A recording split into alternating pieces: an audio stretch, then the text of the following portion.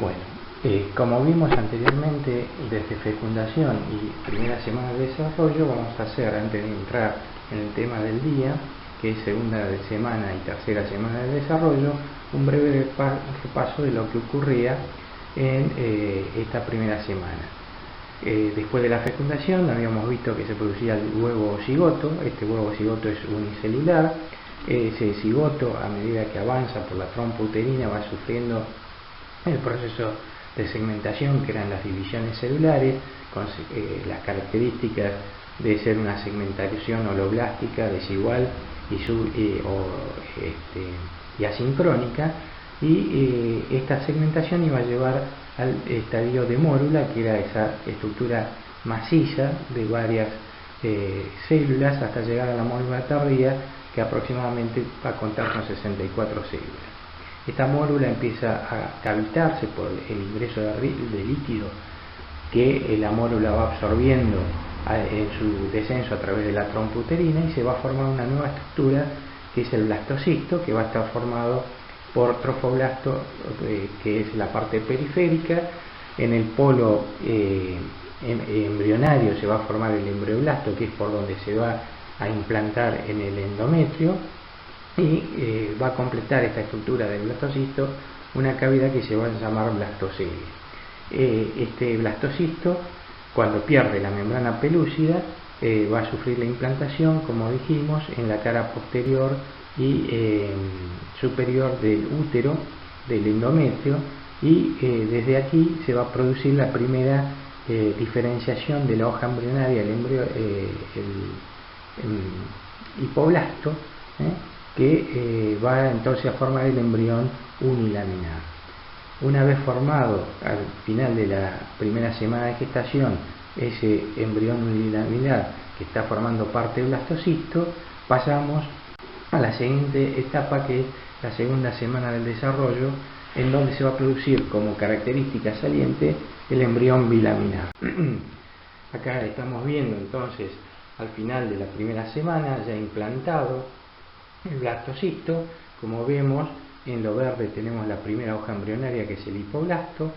Se va a formar una nueva estructura que era el trofoblasto. Este trofoblasto se va a diferenciar en dos tipos de células: estas cúbicas pintadas de celeste, que son el citotrofoblasto, y otro macizo más externo que va a empezar a agradar a la mucosa uterina, que es el sinciciotrofoblasto. Completando esta diapositiva vemos las glándulas, como vemos acá, marcada con una protrusión hacia adentro del estroma o el corion del endometrio, el epitelio de superficie, que sufre la degradación por el sinciciotrofoblasto, el blastocele, y el trofoblasto externo, que no forma parte del cito y sinciciotrofoblasto, que son células que se van aplanando. Posteriormente, el embrión, ya cuando empieza a invadir más la mucosa uterina, en el día 7,5 tenemos lo que se denomina el embrión de Hartree-Rod, porque estos autores lo descubrieron en un embrión implantándose en este aspecto. Como vemos, ya el embrión deja de ser un embrión unilaminar para transformarse en un embrión bilaminar, en donde vamos a tener, por un lado, las células verdes cúbicas que van a formar el hipoblasto. Ya se va a formar otra capa, otra lámina de células, que acá la vemos de color marrón oscura, que van a formar lo que es el epiblasto, y entonces el embrión acá ya pasa a formarse en embrión bilaminar. Por otra parte, este epiblasto va a empezar a sufrir también de laminación y cavitaciones para formar lo que va a ser la estructura de la cavidad amniótica o el amnion. Fíjense cómo se desarrolla el citotrofoblasto, estas células celestes cúbicas, y cómo también va agrandándose el sinciciotrofoblasto, que generalmente va penetrando cada vez más por actividad enzimática, que va destruyendo el corion del endometrio. Este sinciciotrofoblasto empieza también a producir una masa multinucleada cada vez mayor, que va a empezar a contactar con los vasos y las glándulas del endometrio. Posteriormente vemos el embrión de 7 días y medio en un corte histológico, como vimos anteriormente la parte esquemática. Ya en el embrión de 9 días, el embrión está ubicado completamente en el espesor de la mucosa uterina, y ya fíjense que tenemos la formación de una segunda cavidad, que va a estar dado por la proliferación de las células hipoblásticas que van a formar esta estructura que se va a llamar membrana de Heuser o exoceloma. Por otra parte, el epiblasto va a ser el piso de esta nueva cavidad, que va a estar formada entonces por el techo por amioblastos. Esta cavidad va a llamar cavidad amniótica. O sea, como vimos en la diapositiva anterior, la cavidad amniótica se empieza a formar el día 7 y medio, alcanza cierta madurez ya en el día 9, y en el día 9 empieza a formarse una nueva estructura que se va a llamar exoceloma o saco vitelino primitivo. Fíjense cómo el sincicio trofoblasto proliferó, empieza a contactar con las glándulas y los vasos, como dijimos en la diapositiva anterior, y ya empieza a formarse dentro del espesor del sincicio trofoblasto estructuras lagunares, lo que van a formar el estadio de placenta lacunar. Estas lagunas erosionan vasos y glándulas endometriales, y en esta etapa el embrión se nutre por una nutrición de tipo histotrófica. Como dijimos, prolifera el hipoblasto para formar la membrana de Heuser, que es el inicio de la pared del saco vitelino primitivo. Por otro lado, se va a empezar a desarrollar entre lo que es la membrana de Heuser y las células citotrofoblásticas, células de aspecto estrellado que van a formar el mesodermo extraembrionario, que entonces, como vimos, es las células que marcamos acá de color amarillo, que se van a formar a partir de el hipoblasto, y también otros autores dicen a partir de la última porción de la línea primitiva, que se van a depositar entre el citotrofoblasto y el exoceloma o membrana de Heuser. Estas células posteriormente se van a diferenciar para formar distintas estructuras mesodérmicas extraembrionarias. El día 11 ya existe un periodo de red lacunar, o sea, las lagunas empiezan a fusionarse entre sí y se da inicio a la circulación uteroplacentaria primitiva. En este momento entonces decíamos que hay interconexión de las lagunas trofoblásticas, lo que da lugar a este periodo de red lacunar. Empieza a haber circulación lentamente de la sangre materna. También en este periodo del día 11 hay una reacción residual del endometrio, en donde las células estromales se transforman, produciéndose una célula de aspecto epitelioide, en donde se cargan de lípidos, de glucógeno, hay mayor vasodilatación y un edema más prominente. El celoma extraembrionario confluye, forman espacios lacunares en el mesodermo extraembrionario y forman una cavidad que cubre al hipoblasto, que es el exoceloma. Acá lo vemos entonces como posteriormente las células de la membrana de Heuser van a ser reemplazadas por el hipoblasto para formarse posteriormente el saco vitelino definitivo. Acá tenemos una representación de un corte histológico, donde vemos el blastocisto de 12 días completamente implantado. Acá también tenemos el sitio de implantación del embrión de 12 días. Acá vemos que se forma el día 13 el saco vitelino definitivo, en donde el celoma extraembrionario queda completamente constituido por las fusiones de las hojas del mesodermo extraembrionario, que va a dividirse en dos estructuras, la somatopleura y la esplagmopleura. La somatopleura va a estar lindando o adyacente a lo que es el citotrofoblasto y la cavidad amniótica, y la esplagmopleura va a cubrir el saco vitelino definitivo. Entonces esta cavidad del celoma extraembrionario se forma entonces por la delaminación o la formación de dos hojas del mesodermo extraembrionario, que, como dijimos, la parte que está con el citotrofoblasto y la cavidad amniótica es la membrana somática del mesodermo extraembrionario, y la que cubre al saco vitelino definitivo es el mesodermo extraembrionario hoja visceral o esplagnopleuta. Acá vemos entonces en el día 13 un corte histológico como está implantado el embrión, lo mismo en el día 14. El día 15 se forma el corion. El corion es la suma del celoma extraembrionario que se haya tapizado por el mesodermo extraembrionario, que se divide en dos hojas: la somática o somatopleural, que cubre el citotrofoblasto y la cavidad amniótica, y la esplácnica o esplagnopleural, que cubre el saco vitelino. El corion se va a formar entonces por la suma del mesodermo extraembrionario que coge la somática, el citotrofoblasto y el sinciciotrophlasto. En este día, al formarse el corion, ya tenemos las primeras vellosidades, que son las vellosidades coriónicas primarias, en donde el citotrofoblasto prolifera en forma de cordones, cordones macizos hacia el sinciciotrophlasto. Posteriormente, acá tenemos el final de la segunda semana, en donde queda el pedículo de fijación, como vemos acá, la cavidad amniótica, el disco embrionario, que ya es bilaminar, tenemos otra cavidad que es el saco vitelino, la pared del saco coriónico y el celoma extraembrionario, que es la cavidad donde nada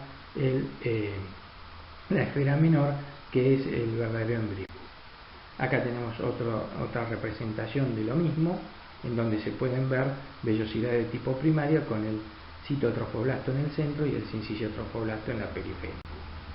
Entonces el embrión de 14 días está ubicado en el espesor del endometrio, está formado por dos esferas huecas, una esfera externa de 1,2 milímetros de diámetro, que es el saco coriónico, y una esfera interna, que sería el embrión propiamente dicho, de 0,25 milímetros, que contiene al embrión bilaminar, la cavidad amniótica y el saco vitelino.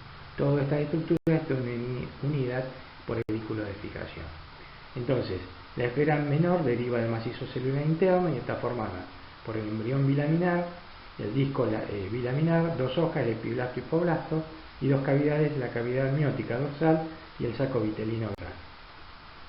La esfera mayor es el saco coriónico, que está formada por la pared, que es el corion, que está formado a su vez por el mesodermo extraembrionario, el citotrofoblasto y el sinciciotrophlasto. La cavidad, que es el celoma extraembrionario, está delimitado por la hoja esplácnica y somática del mesodermo extraembrionario, y el pedículo de fijación, que es el tallo del mesodermo extraembrionario somático, que va desde el amnios a la pared del saco coriónico. Bueno, a manera de resumen de la segunda semana del desarrollo, tenemos que conocer que, bueno, en el endometrio entonces vamos a ver al embrión de 14 días ubicado en todo el espesor del endometrio, y que este embrión va a estar formado por dos sacos: el saco mayor, que es el saco coriónico, y un saco menor en el que va a estar el embrión bilaminar, la cavidad amniótica y el saco vitelino, todo esto sujetado por el pedículo de fijación. Bueno, en esta diapositiva, como vemos, vamos a estudiar la tercera semana de desarrollo, que va a estar caracterizada por el embrión trilaminar y un proceso importante que es la gastrulación. Una vez ocurrida esta implantación, el embrión evoluciona a un disco bilaminar, como dijimos, constituido en la parte dorsal por el epiblasto y en la parte ventral por el hipoblasto, que, como vemos en esta diapositiva, el epiblasto tiene células cilíndricas más altas, que acá están coloreadas de azul, y que limitan o forman el piso de la cavidad amniótica, que es uno de los anexos fetales que se van a formar en el día 7. El techo está tapizado por amnioblasto. El otro componente del embrión bilaminar es el hipoblasto, que acá lo vemos como células cúbicas coloreados de amarillo, y forman el techo del saco vitelino, que va a estar cubierto después por el mesodermo extraembrionario. Este mesodermo extraembrionario va a formar parte del pedículo de fijación, y también se va a formar el citotrofoblasto, que lo vemos acá como células diferenciadas, con límites celulares, y el sinciciotrophlasto, que es una masa multinucleada sin límites celulares. Ya se empiezan a ver las primeras lagunas que van a formar parte de lo que va a permitir la irrigación o la nutrición del embrión. Este embrión bilaminar posteriormente va a sufrir cambios y nos debemos hacer una pregunta que ¿cuál es el fenómeno que va a caracterizar a la tercera semana de gestación? Y esta pregunta que va a modificar a ese embrión bilaminar es la gastrulación. O sea, la respuesta a esa pregunta de cuál es el evento que va a ocurrir durante la tercera semana de gestación es la gastrulación. Otra pregunta que debemos hacer entonces, ¿cómo se define la gastrulación? Y lo mismo podemos contestarlo de la siguiente manera: es el proceso mediante el cual se establecen las tres capas germinales. Ahora bien, estas tres capas germinales se van a formar a través del inicio de un proceso, y este proceso va a estar regido por la aparición en el embrión bilaminar de la línea primitiva. Esta línea primitiva va a aparecer en el día 14 de desarrollo, o sea, al final de la segunda y comienzo de la tercera semana de gestación, a nivel de la parte dorsal y caudal del embrión bilaminar, o sea, en la hoja epiblástica. Esta aparece el día 14 como una estructura levemente sobrelevada en esa región que marcamos, dorso caudal del embrión, y posteriormente se va haciendo más notoria por el crecimiento y diferenciación de células y movimientos que van a hacer surgir esta línea primitiva. Posteriormente a esta línea primitiva se le agrega en la parte más cefálica una estructura que parece un rodete, un pliegue, una evaginación hacia la superficie que se conoce como nódulo de Hensen o nódulo primitivo, y en el medio de este nódulo de Hensen vamos a ver una estructura central formando una solución de continuidad que es un agujero, que es la fosita primitiva o fosita de Hensen. Esta es una diapositiva que marca la realidad de los eventos que ocurren, en donde vemos un embrión de tercera semana, en la parte izquierda el esquema que veíamos anteriormente, y a la derecha el embrión de tercera semana con el nódulo primitivo marcado, que es lo que más sobresale en esta imagen, y posteriormente a este nódulo primitivo está la línea primitiva, como dijimos, en la región caudal y dorsal del embrión. Esta diapositiva, que ya la habíamos visto anteriormente, es para repasar entonces que hasta la segunda semana de gestación el embrión representaba un disco bilaminar, y que este disco bilaminar iba a sufrir una modificación en el epiblasto con la aparición de la línea primitiva. Ahora, nosotros dijimos que esa línea primitiva aparecía en una región específica que era caudal y dorsal. ¿Y por qué piensan que ocurre esto? Ya que hasta este momento esa hoja embrionaria era toda igual, no tenía una diferenciación. Entonces, ¿por qué se va a producir esta diferenciación en esa región específica de la hoja embrionaria epiblástica? Y la respuesta está dada por esta diapositiva. En este momento, en ciertos sitios del embrión bilaminar ocurren cambios de expresión de factores de transcripción o genes o factores moleculares secretados. En este caso, en esta diapositiva, ya vemos que hay un predominio de la formación de los ejes corporales a medida que se produce la gastrulación, y en este caso el eje corporal que se va a formar es el cráneo caudal. Entonces, como vemos en esta imagen, en la parte cefálica o lo que va a ser cefálico del embrión bilaminar, en lo que era el endodermo visceral anterior, que se conoce como ave, o la parte del hipoblasto que veíamos anteriormente, se van a expresar factores de transcripción específicos que le van a indicar a esta región del embrión que tiene que diferenciarse hacia estructuras cefálicas. Estos factores de transcripción son, como vemos en la diapositiva, el OTX, el LIM1 y el HEX1. Y hay factores solubles secretados, como el Cerberus, que entonces van a indicarle a esta región corporal que tiene que diferenciarse hacia estructuras cefálicas y, por supuesto, a sistema nervioso central anterior, como el cerebro, cerebelo, etc. Otra teoría es que en la región posterior del epiblasto existe una zona marginal posterior que va a expresar otros factores de transcripción, otros genes y otros factores solubles, todos regulados por Goscoy, que son la cordina, noyina, folistatina y nodal, que son los factores de transcripción y factores solubles que permiten el crecimiento y la diferenciación, ¿sí?, de la línea primitiva. Estos factores de transcripción son expresados a través de la zona marginal posterior, que van a liberar activina y factor de crecimiento fibroelástico. Entonces la región o la zona marginal posterior se van a expresar factores solubles, que son la activina y el factor de crecimiento fibroelástico, y esto hace que se desarrolle la línea primitiva y se mantenga por la expresión ahora en lo que es el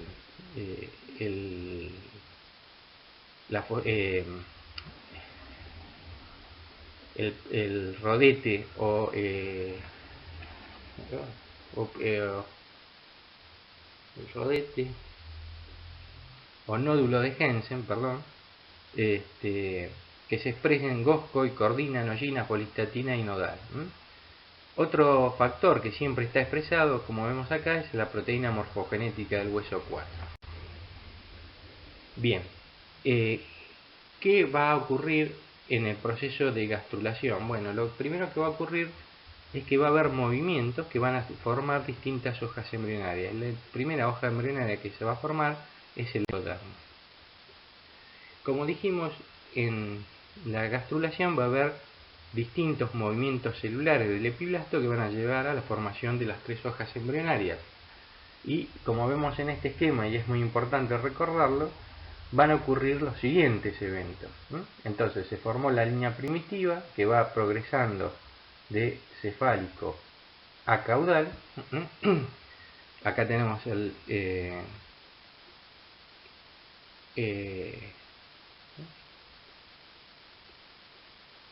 nódulo de Hensen y la fosita primitiva, y tenemos la línea primitiva. A nivel de estas 3 estructuras, del nódulo de Hensen, de la fosita primitiva y de la línea primitiva, va a haber movimientos celulares del epiblasto que van a llevar a la formación de las hojas embrionarias. Entonces, como dijimos, la primera hoja embrionaria en diferenciarse va a ser el endodermo, y esto ocurre a través de los movimientos del epiblasto. El primer movimiento que va a ocurrir en el epiblasto es la convergencia de las células a nivel de la línea primitiva, del nódulo de Hensen y de la fosita primitiva. Entonces convergen las células hacia el medio, desde la parte periférica del epiblasto convergen hacia el medio. El segundo movimiento es la invaginación. El tercer movimiento es la divergencia, otra vez hacia la porción lateral del embrión que se está formando. El cuarto movimiento es la elongación, como vemos acá, elonga hacia cefálico. Posteriormente, el nuevo movimiento es la convergencia por delante de lo que va a formar la membrana bucofaríngea, que solamente va a estar constituido por endodermo y ectodermo.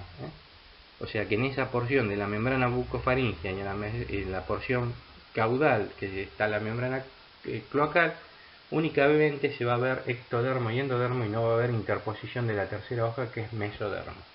Entonces, reiterando, los movimientos que van a ocurrir durante la gastrulación son la convergencia, la invaginación, la divergencia hacia lateral, la elongación y otra vez la convergencia por delante de la membrana bucofaríngea. Esta diapositiva, en un corte transversal, nos muestra cómo se va a formar entonces la hoja embrionaria endodermo. A partir entonces de la invaginación y los movimientos que dijimos anteriormente, las células epiblásticas migran hacia la posición del techo del saco vitelino que se había formado, y va a reemplazar las células que migran del epiblasto a las células hipoblásticas. Se van a interponer entre las células hipoblásticas estas células que migraron del epiblasto, y se va a formar entonces la primera hoja embrionaria, que es el endodermo.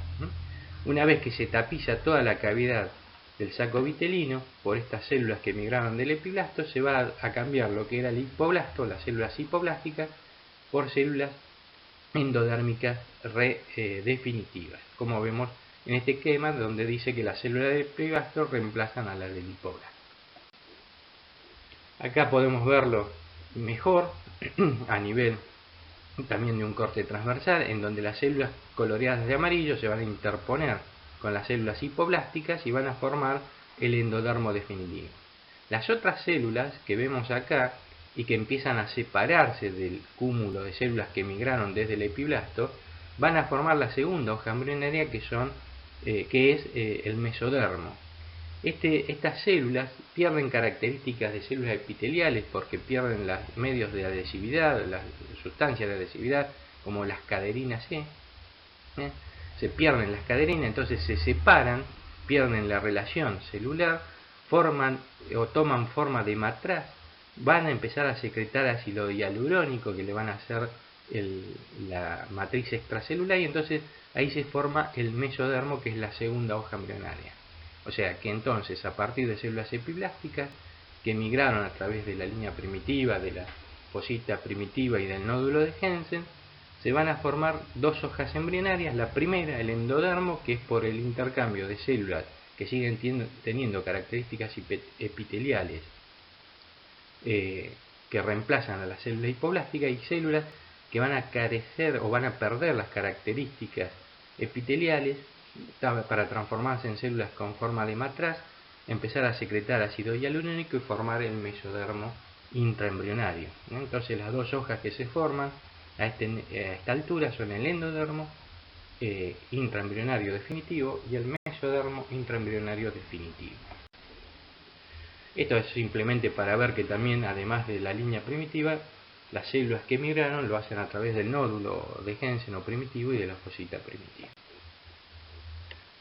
Ahora bien, ese mesodermo que se está formando va a formar distintas estructuras. La primera estructura en formarse desde el mesodermo es la notocorda.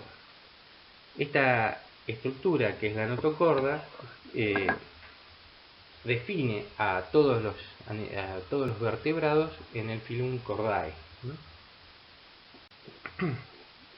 ¿Cuáles son las teorías de la formación de la notocorda? Que va a ser un elemento muy importante porque va a intervenir posteriormente en el desarrollo de otras estructuras, sobre todo el sistema nervioso central, páncreas, hígado, etc. A través de la línea primitiva que veíamos, las células que se invaginan las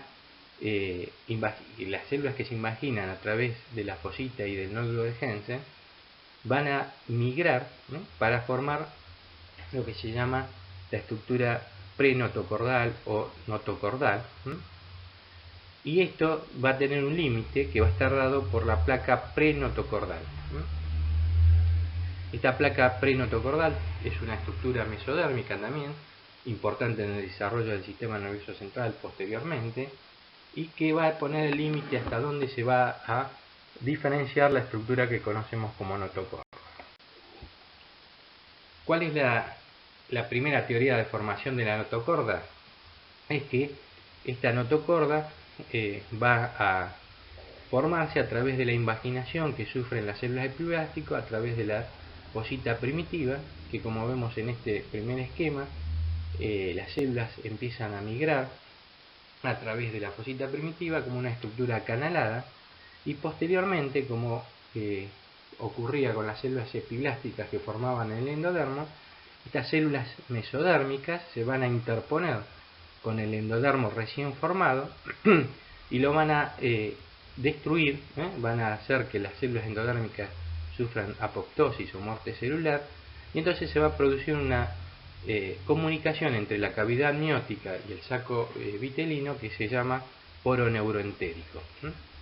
Por este poro neuroentérico, también en estos primeros estadios del desarrollo embrionario, el embrión tiene facilidad de recibir alimentación por difusión. Posteriormente a que se forma este mesodermo que se intercala con el endodermo recién formado, el endodermo vuelve a proliferar y empieza a unirse otra vez separando lo que era entonces el mesodermo de la notocorda del endodermo formado anteriormente. Entonces, posteriormente, lo que se va a ver es la formación de una estructura acanalada como una U invertida que se interpone con el endodermo, y posteriormente este endodermo, cuando prolifera, los separa y va a formar una estructura central como un cordón, por eso se llama notocorda, que va a separarse del resto del mesodermo, que va a formar otras estructuras que vamos a ver más adelante. Entonces, tenemos en amarillo lo que va a formar el endodermo, lo rojo que va a formar el mesodermo, que se va a dividir en lo que es mesodermo paraxial, intermedio y lateral, y en el centro, en violeta, la estructura que va a formar posteriormente a la notocorda, y en celeste el epiblasto, que después va a formar lo que va a dar lugar al ectodermo y al neuroectodermo.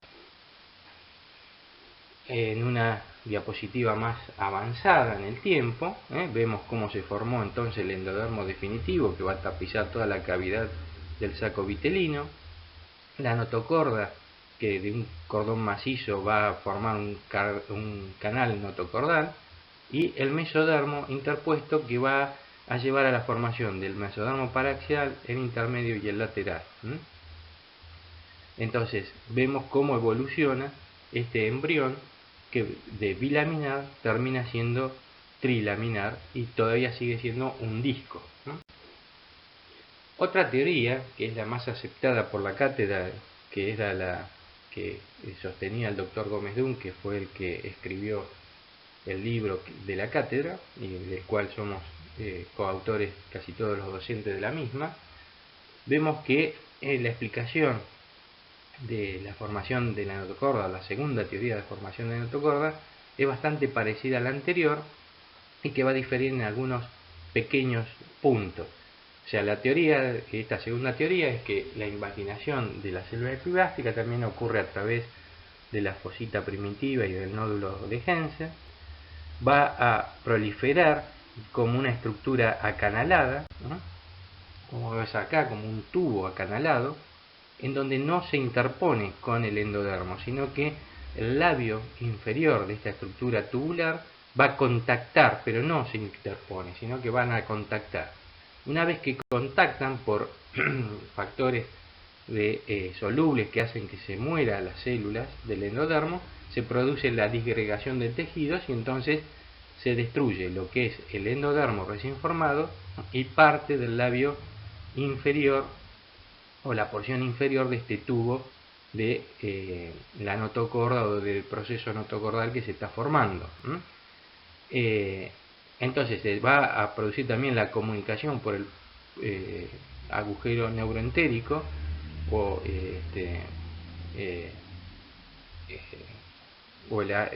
la comunicación entre el saco vitelino y la cavidad amniótica. Y acá fíjense que también del endodermo surge una nueva diferenciación o anexo intraembrionario, que es el alantoides. Este alantoides en el ser humano no tiene mucha función, pero en otros animales interviene en la formación de la cloaca y otros elementos de intercambio gaseoso, etc. Acá ya vemos que en esta altura ya parte del epiblasto se modifica formando la placa neural. Vemos bien la lámina procordal o membrana bucofaríngea, que está constituida simplemente por ectodermo y endodermo. Lo mismo con la lámina cloacal. Y vemos que por delante de la membrana bucofaríngea también se va a establecer otro tipo de mesodermo, que es la placa cardiogénica, que va a intervenir en el desarrollo de los vasos y el corazón. Posteriormente entonces se produce el disgregamiento total de las células. Tenemos el conducto neuroentérico que se ha formado, que permite la comunicación entonces entre la cavidad amniótica y el saco vitelino. se produce el prolongamiento notocordal, que estaba limitado entonces por el mesodermo procordal, que intervenía en el desarrollo de la placa neural, como veíamos anteriormente.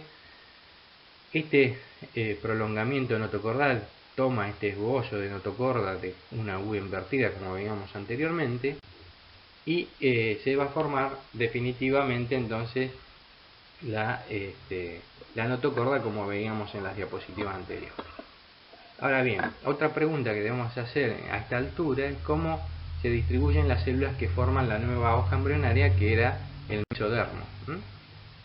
Y habíamos dicho que el mesodermo iba a dar origen a la notocorda, al mesodermo paraxial, al mesodermo intermedio, al mesodermo lateral, y acá vemos un esquema que nos representa de dónde surgen estas estructuras mesodérmicas. Entonces, de las células epiblásticas que migran a través de la parte cefálica del nódulo de Hensen y de la fosita primitiva, va a formarse la notocorda. De las células que migran de la porción posterior del nódulo de Hensen y de la primera porción de la línea primitiva, va a diferenciarse el mesodermo paraxial. Las células que migran a través de la parte media de la línea primitiva van a dar origen al mesodermo intermedio, y aquellas que lo hacen del tercio casi posterior de la línea primitiva van a dar origen al mesodermo lateral.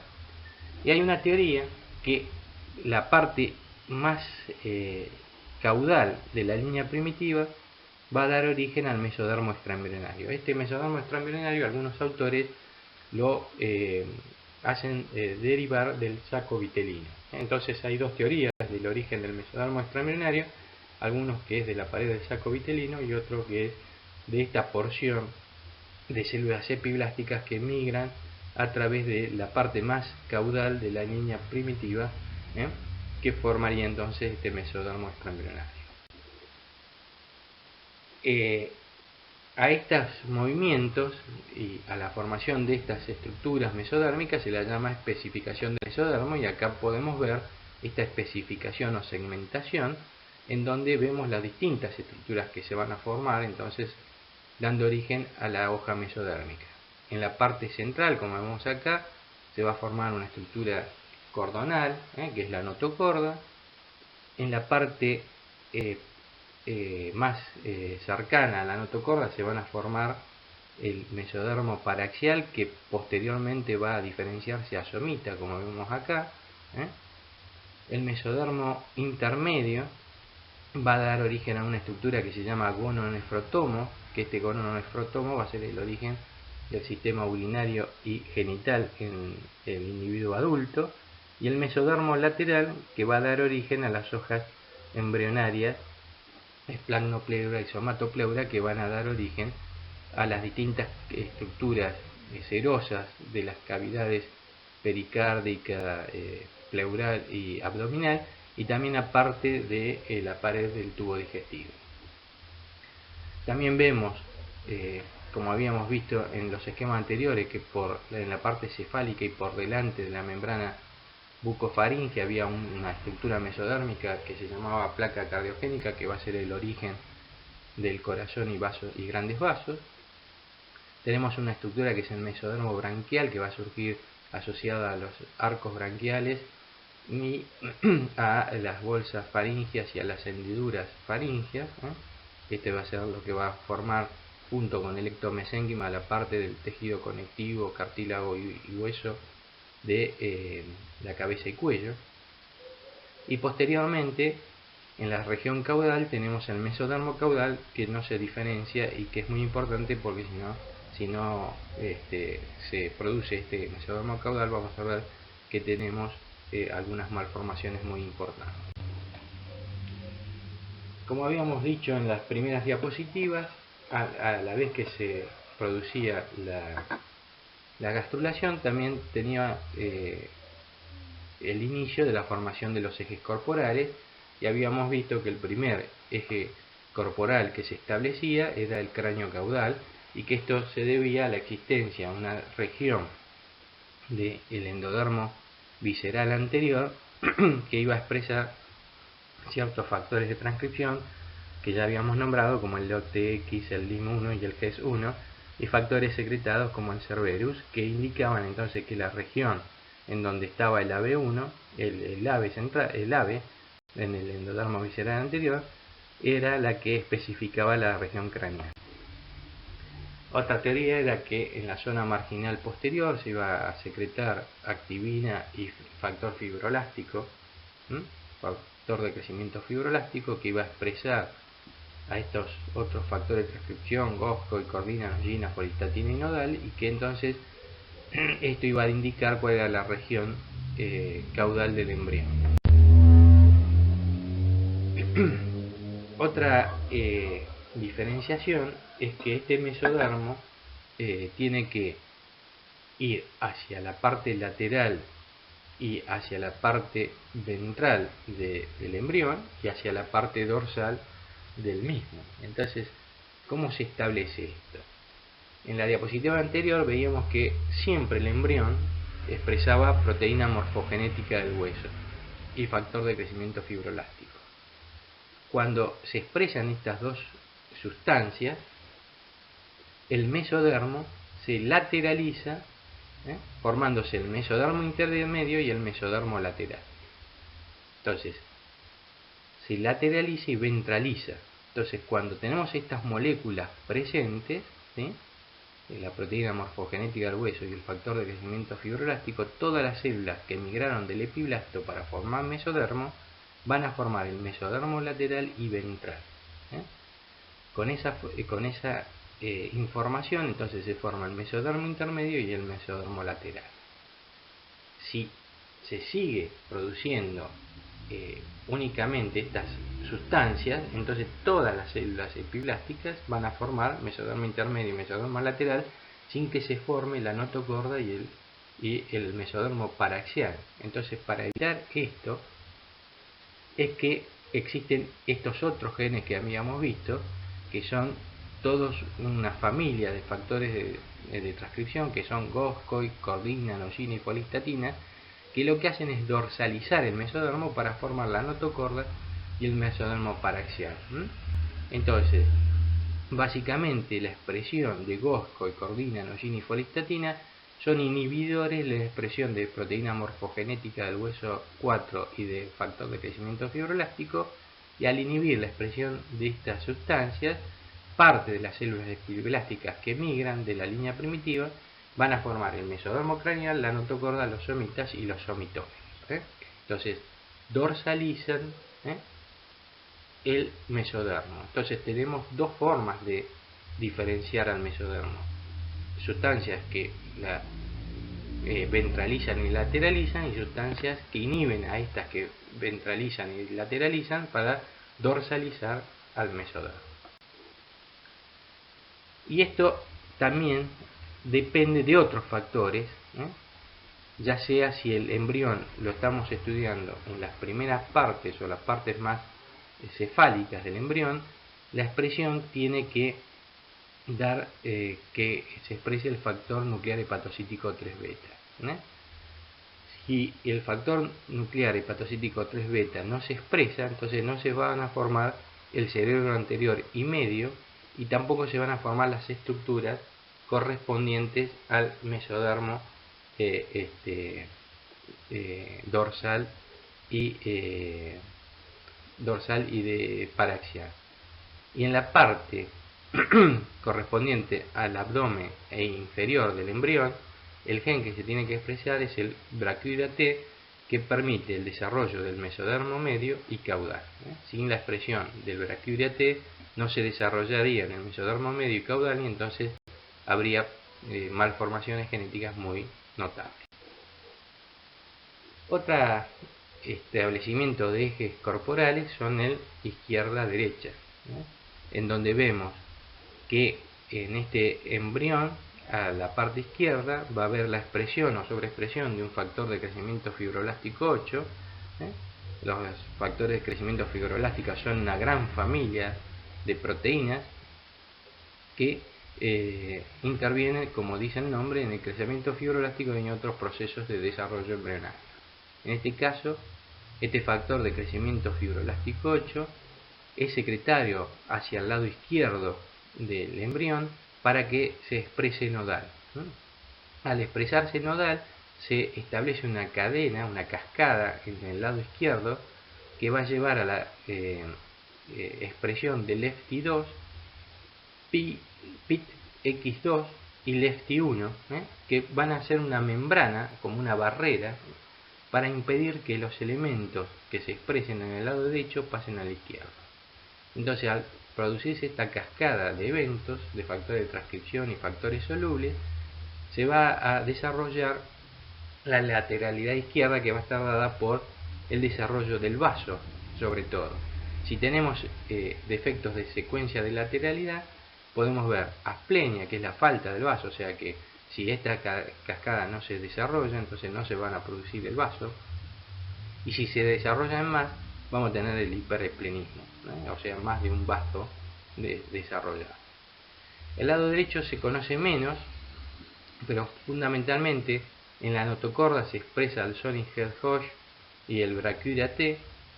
La expresión de estos factores de transcripción hacen que se exprese NKX 3.2 y al producirse NKX 3.2 se produce el desarrollo del lado derecho, que el hecho más notable es el desarrollo del lóbulo hepático derecho, ¿no? Ahora, una pregunta que debemos hacer es por qué, si el nódulo de Jensen es el que libera el factor de crecimiento fibroelástico 8, lo hace hacia la izquierda para que se desarrolle el nodal acá y no hacia la derecha. Bueno, porque parece que en el nódulo de Jensen las células tienen cilias, y estas cilias están reguladas para que se muevan hacia la izquierda y no hacia la derecha. Bueno, al final entonces de la tercera semana de gestación tenemos el embrión trilaminar, que sigue siendo un disco con la cavidad amniótica, el saco vitelino y los distintos componentes, que son el pedículo embrionario, el trofoblasto, que ya está formando las primeras vellosidades, que van a estar formadas por sincicio trofoblasto en verde, citotrofoblasto en rojo y mesodermo extraembrionario en amarillo. Tenemos la formación del celoma extraembrionaria, y ya el mesodermo lateral va a formar lo que es la esplagnopleura, que va a tapizar el saco vitelino y que va a formar parte, entonces, como dijimos, de la formación del músculo y de las serosas del tubo digestivo. La somatopleura, que va a estar cubriendo la cavidad amniótica, y la somatopleura, que va a estar cubriendo el celoma extraembrionario.